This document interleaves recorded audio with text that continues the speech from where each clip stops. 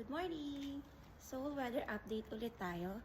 So, today is my second day, November 6.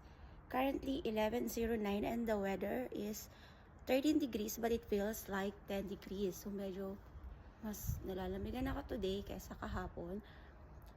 The lowest today is 4 degrees and the highest is 19 degrees. So, I'm wearing this black coat and this jumper na skirt and the long sleeve na turtleneck. Also, I'm wearing this warmer leggings and boots, and I partner this black bag.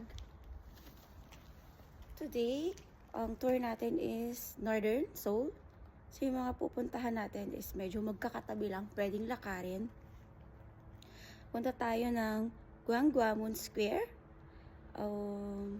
Bokchon Hanok Village, Insadong, Jongyecheon Stream, and kung kaya pa, Gwanjang Market. Puntahan natin dun yung na-feature na sa Netflix na street food. So, yun lang. Stay tuned. Bye!